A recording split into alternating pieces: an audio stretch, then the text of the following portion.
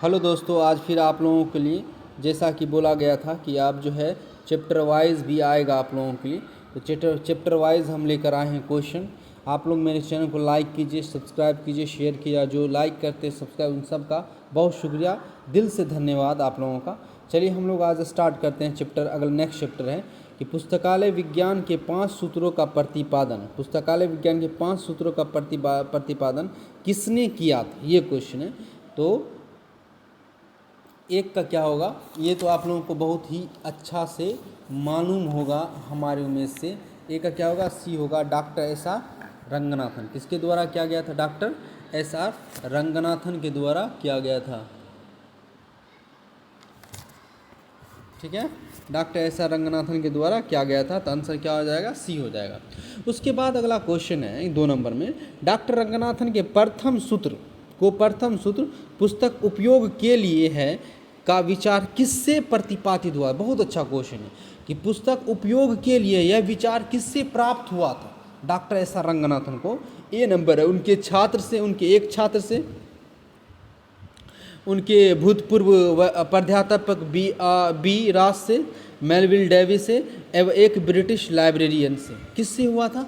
तो 2 का आंसर हो जाएगा बी, उनके भूतपूर्व प्राध्यापक बी आर रॉस से हुआ था। ठीक है, ये याद रखिएगा, बहुत ही अच्छा क्वेश्चन है ये।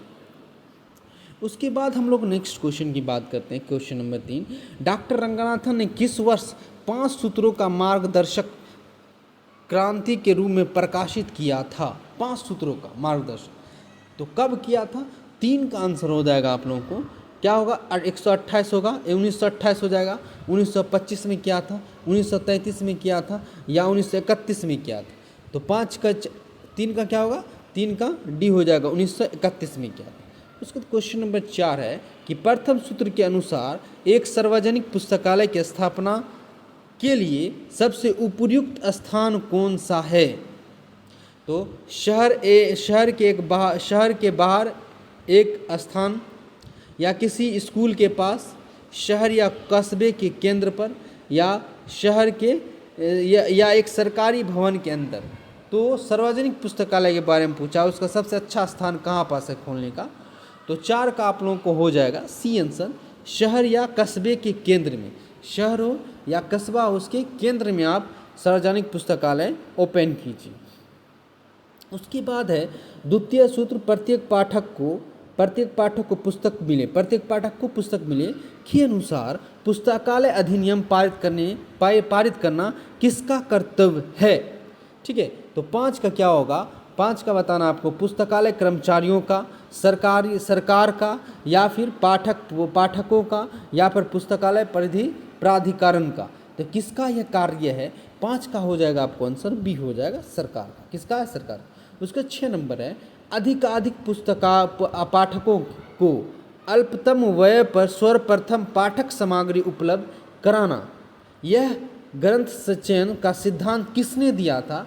मतलब ज़्यादा से ज़्यादा पाठकों को अल्प व्यय मतलब कम पैसे में अच्छा से अच्छा सामग्री उपलब्ध कराना, यह किसके द्वारा सिद्धांत दिया गया? डॉक्टर एस आर रंगनाथन के, मेलविल डेवी के, ASW ड्यूरी के, या फिर JH शेरा के। ठीक है, तो 6 का क्या हो जाएगा? बी हो जाएगा, मेलविल डेवी के द्वारा यह चीज़ बोला गया था। उसके बाद 7 नंबर है, तृतीय सूत्र, प्रत्येक पुस्तक को उसका पाठक मिले। यह रंगनाथन का तृतीय सूत्र है कि सफल में कार्यान्वयन के लिए कौन सी प्रणाली सबसे महत्वपूर्ण है? कौन सी प्रणाली सबसे महत्वपूर्ण है? ये हमें है बंद प्रवेश प्रणाली, मुक्त प्रवेश प्रणाली, पंजीकरण प्रणाली, या फिर आदान प्रदान प्रणाली। तो इन चारों ऑप्शन में से आप लोग को बताना आंसर क्या होगा? तो 7 का हो जाएगा बी, मुक्त प्रवेश प्रणाली हो जाएगा।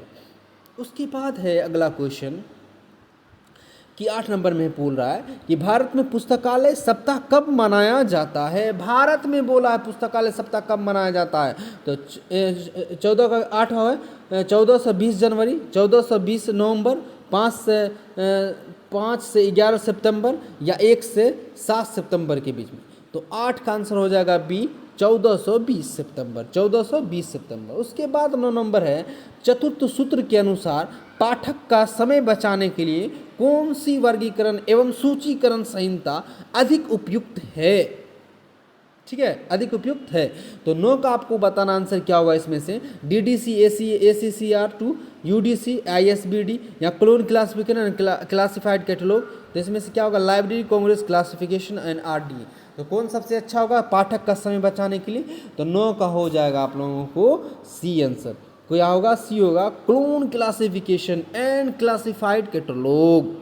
ठीक है, ये सबसे अच्छा होगा पाठक का समय बचाने के। उसके बाद नेक्स्ट है, पंचम सूत्र के अनुसार पुस्तकालय के 4 घटक तत्व क्या हैं? तो 10 का क्या होगा आप लोगों को बताना है, भवन है, पुस्तक है, पाठक है तथा कर्मचारी है।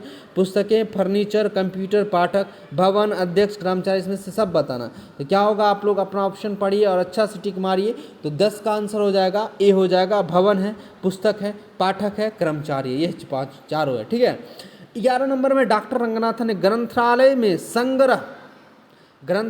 संग्रह व भंडार की वृद्धि की तुलना किससे की है?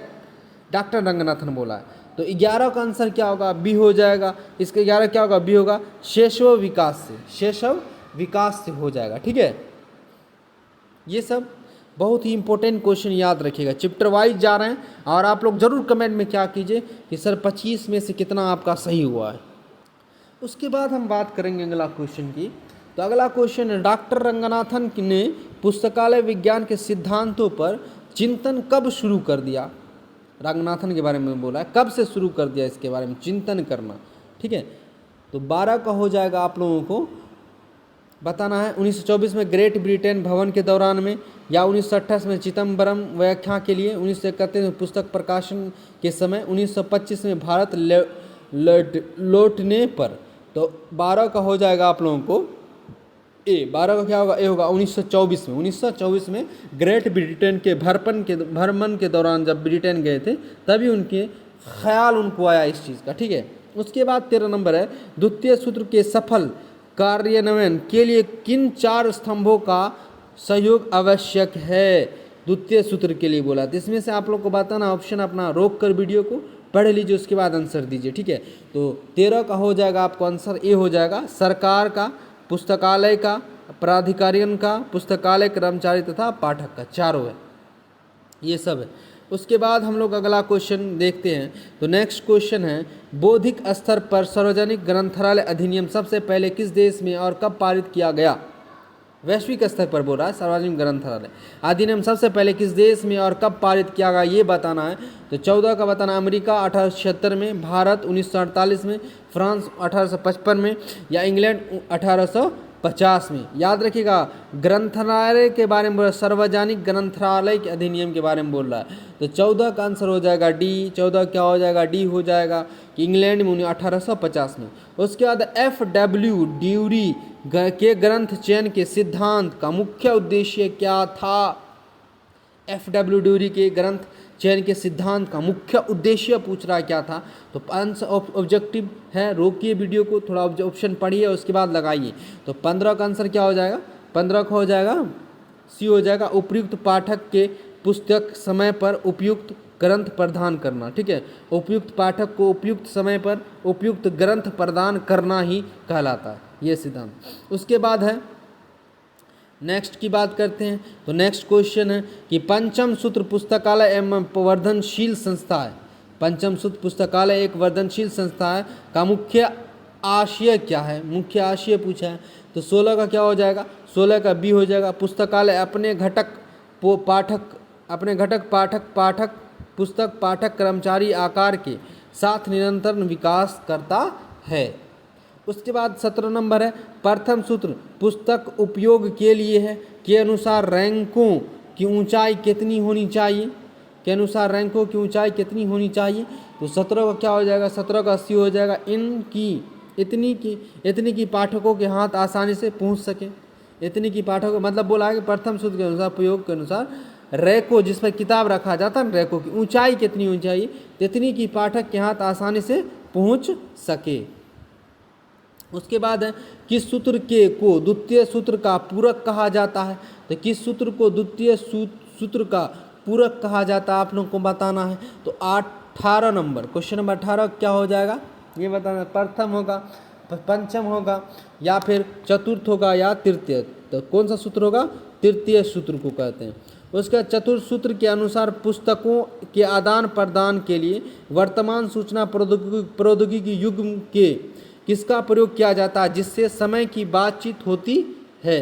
समय की बातचीत होती है। रजिस्टर प्रणाली, कार्ड प्रणाली, बारकोड, हस्ताक्षर प्रणाली। बताना 19 का सी हो जाएगा बारकोड। क्या होगा? बारकोड होगा। Doctor Ranganathan 20 number, doctor Ranganathan के अनुसार 1 लाख या इससे अधिक जनसंख्या वाले शहरों में क्या स्थापित करना चाहिए? क्या स्थापित करना चाहिए? एक राज्य केंद्रीय पुस्तकालय, एक नगर केंद्रीय पुस्तकालय, या एक राष्ट्रीय पुस्तकालय, एक विभागीय पुस्तकालय। तो 20 का आंसर हो जाएगा आपको एक नगरीय केंद्रीय पुस्तकालय, एक नगर केंद्रीय पुस्तकालय करना चाहिए। चलिए दोस्तों, आज हम इस चैप्टर से 20 ही क्वेश्चन ला पाए, 25 नहीं कंप्लीट करो, इसके लिए माफ़ी चाहते हैं। ठीक है, तो आप लोग ज़रूर देखिए, कमेंट कीजिए, लाइक कीजिए, मेरे चैनल को शेयर कीजिए। आप लोग का बहुत बहुत दिल से धन्यवाद कि आप लोग मेरे साथ जुड़े हैं, इसका शुक्रिया। और हम इंशाल्लाह पूरा कोशिश करेंगे कि हर चैप्टर का ऑब्जेक्टिव आप लोग को मिल जाए मेरे चैनल पर, और वो जो बुक करा रहे थे 3200 प्लस वो भी मिले। और उसके बाद हम लगभग जब एग्ज़ाम का टाइम होगा तो 20 दिन तक, कम से कम 20 दिन तक लगातार 100 सेट, मतलब 50 सेट के करीब करेंगे, और उसमें 100 क्वेश्चन होगा। ठीक है, उसमें वो चीज़ भी हम लाएंगे धीरे धीरे करके। तो आप लोग बस मेरे साथ जुड़िए, लाइक कीजिए, कमेंट कीजिए, शेयर कीजिए। Thank you.